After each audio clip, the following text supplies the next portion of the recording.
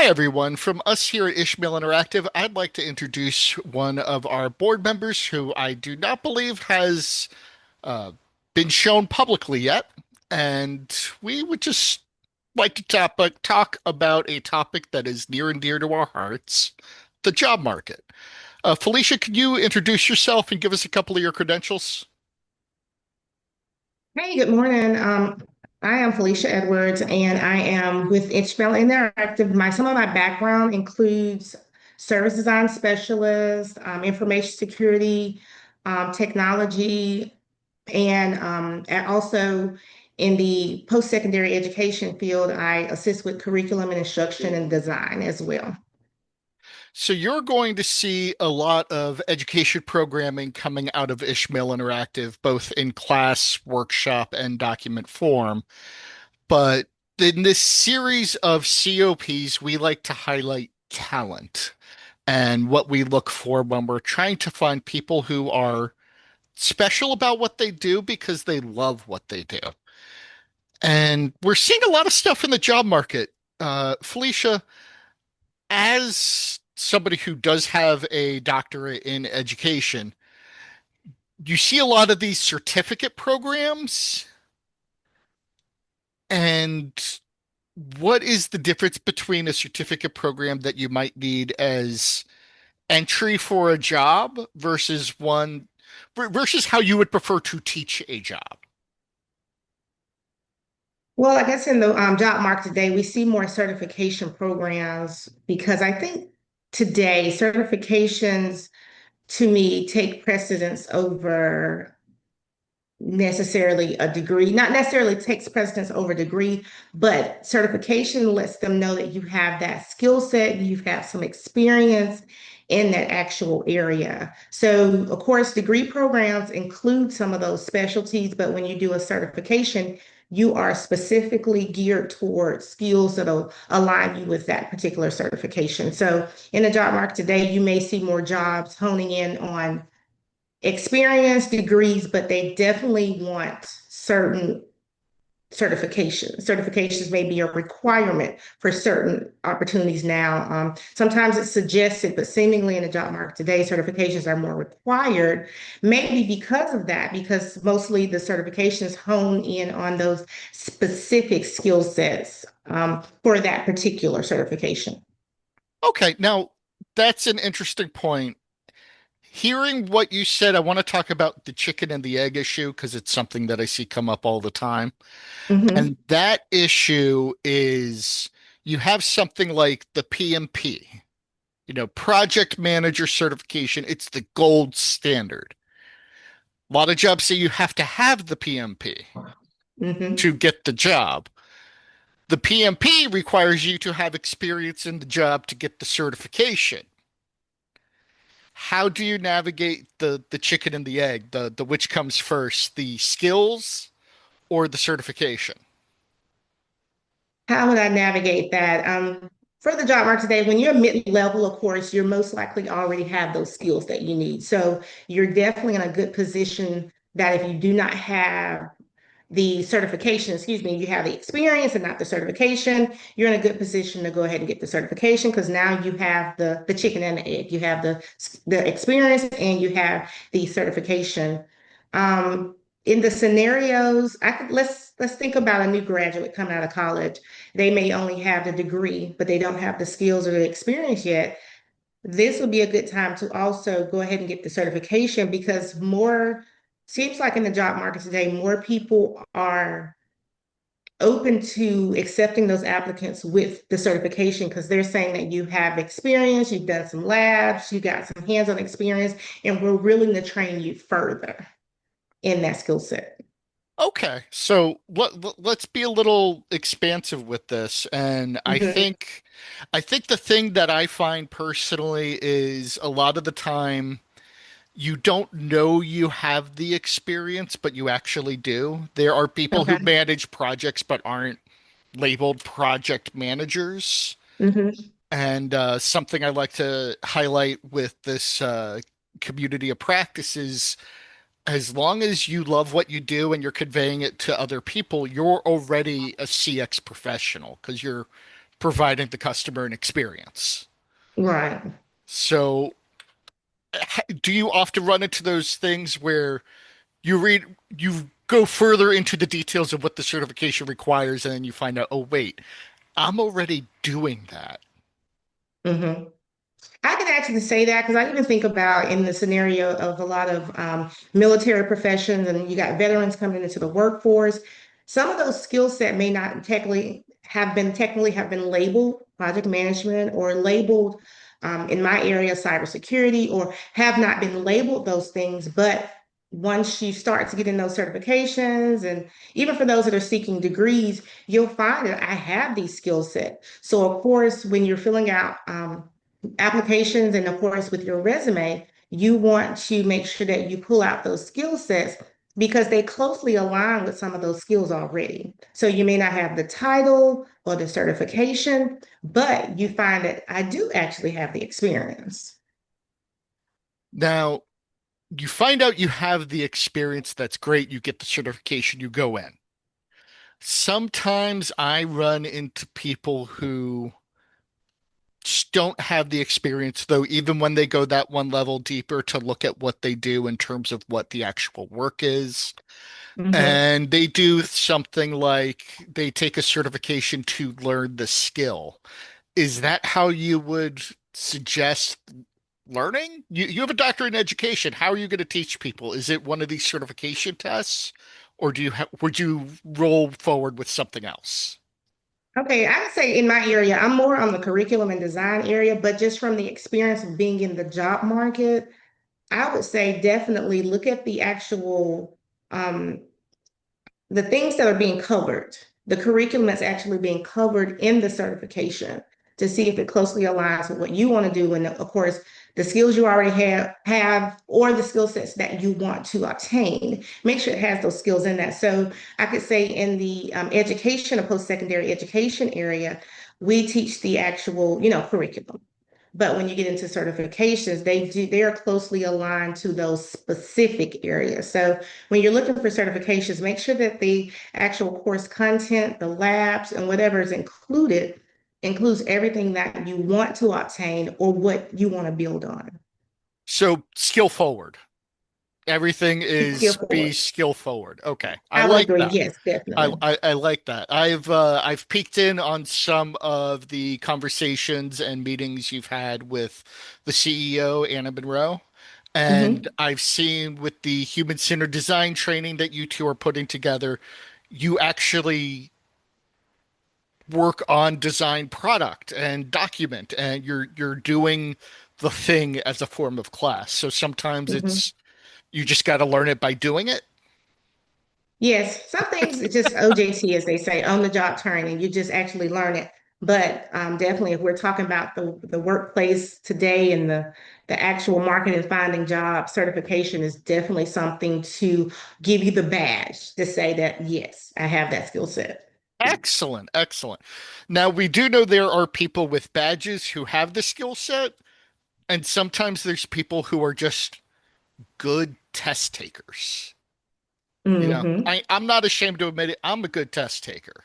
Okay. You give me 2 weeks to prepare, I can get most pieces of paper. That's just the Hmm. way my brain works, whether I know anything about the thing or not. Right. It's just reality.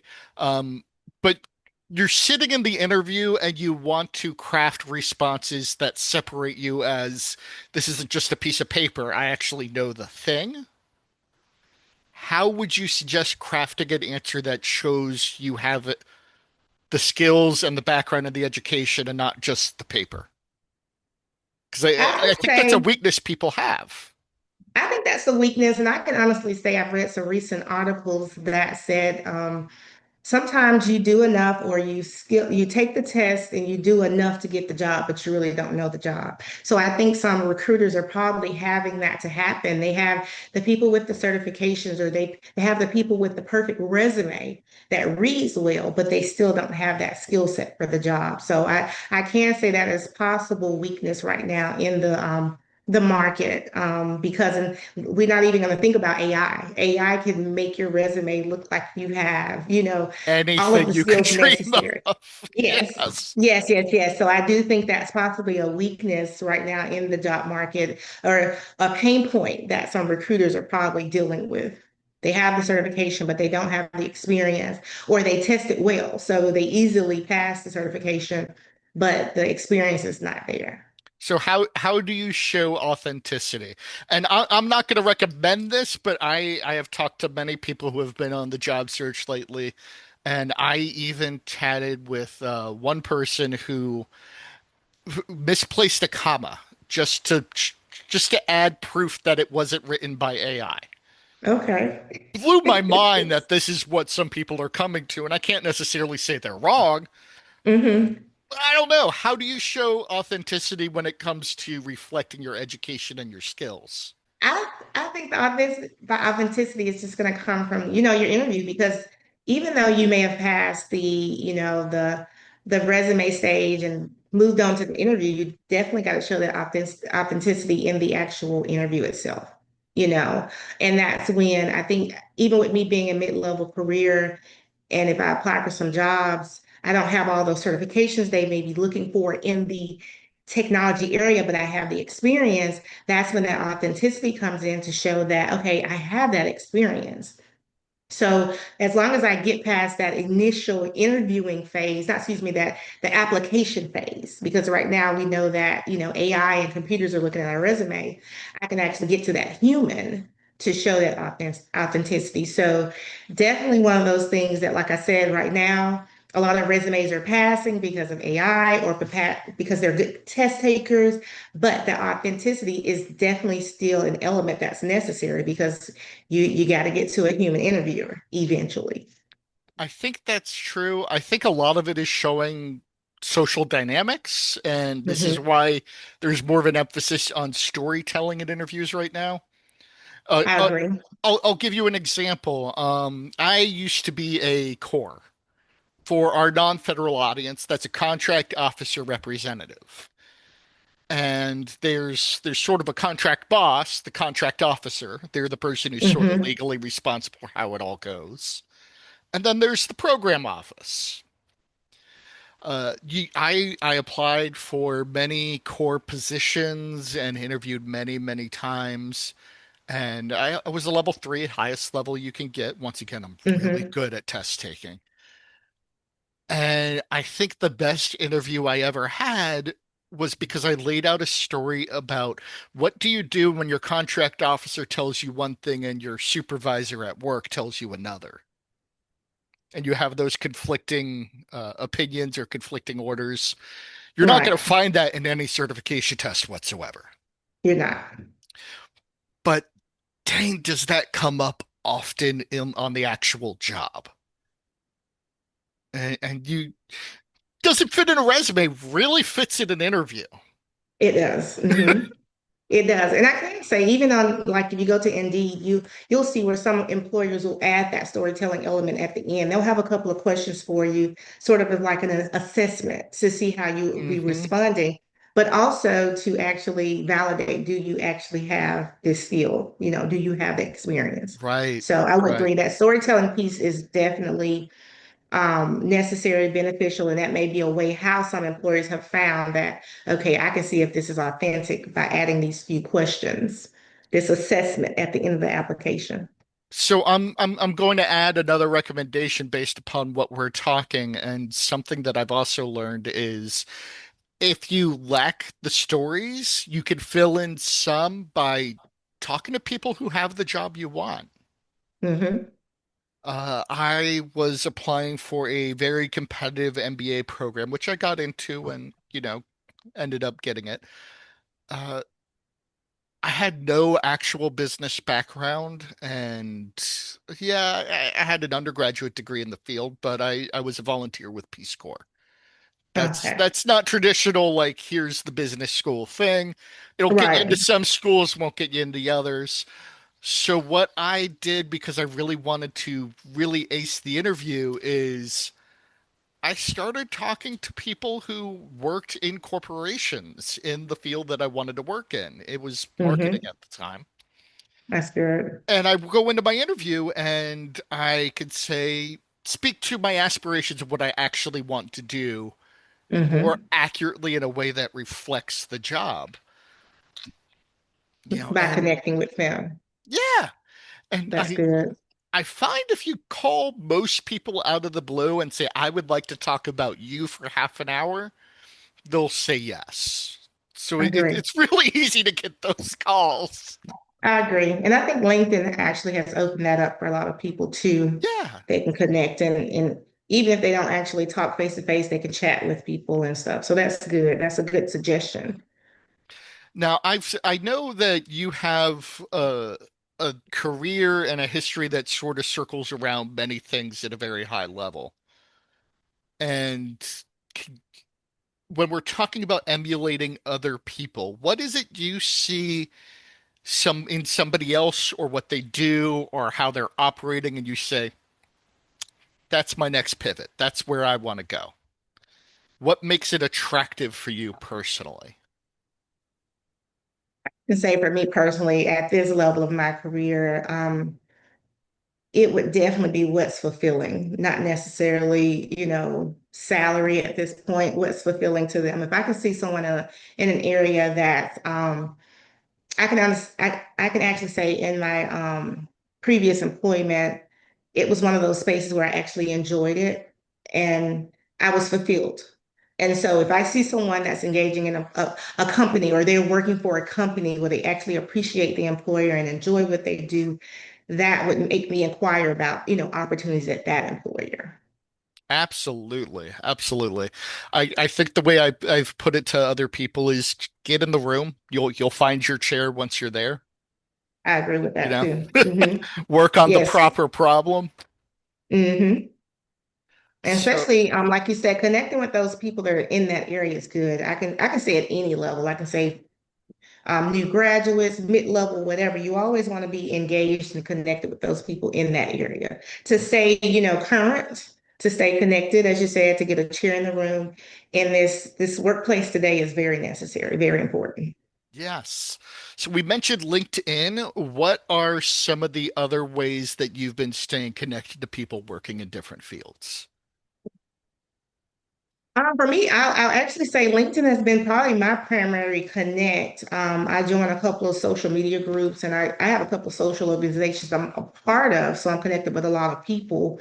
So I could say locally, wherever you are, make sure that you're connected, attending workshops in your area that come your way. And then LinkedIn, I think that's a big platform right now to get in the know. You may not even be familiar with an area. But LinkedIn, if you start to read some of the posts and the articles and stuff, you can just get more engaged and you can find out more about yourself, honestly, and find out some things that you didn't even know about yourself. So, or that you were interested in getting in by reading in Okay. some of the articles and talk with some of the people, and you'll have some people that'll reach out to you and ask, are you interested in this content? And once you read it, you may say, oh, well, maybe I am. Because we know pretty much recruiters and all sorts of people are always reaching out to you to engage with you. So I can say for me, LinkedIn is one of the biggest ones. And then, of course, social organizations locally to stay connected. Excellent. Excellent. I like the focus on local. Um, I like the focus on LinkedIn. It's done wonders for me too in terms of staying connected. Hmm. Let's put a little hook on this. In terms of hitting the job market, you want people to see talent. You want people to see a desire for growth. Hmm. If you could give somebody advice who is, out there looking, other Felecia too, what Okay. would you say to them as like that bottom line most important thing? For growth, Yeah. I can say, but a mid-level career, I can honestly say at this point, it's what's fulfilling for you. And that's where you're growing. That's what you'll thrive in. That's where you'll actually want to build on and want to grow in. So, like me, like you said, I have a vast background, from technology to education. But in both of those areas, I'm in positions that are fulfilling to me. So definitely, and in those areas, of course, you're going to continue to grow, stay in environments where you can grow and where you can stay relevant with the content that's available. So I can, in my opinion, it would be for growth, you want to be in something fulfilling. I think in those areas where you may be in a job market or a position where you're not really enjoying the job, you get those additional certifications or the continued training just because it's required. You're not necessarily wanting to be in those spaces. Very But true. if you're in a space, right, if you're in a space where you want to be, you want to grow, you want to get better, you want to be better in that position. So, in order to grow, I think you should be looking for something that's fulfilling and something definitely in your skill set. Excellent.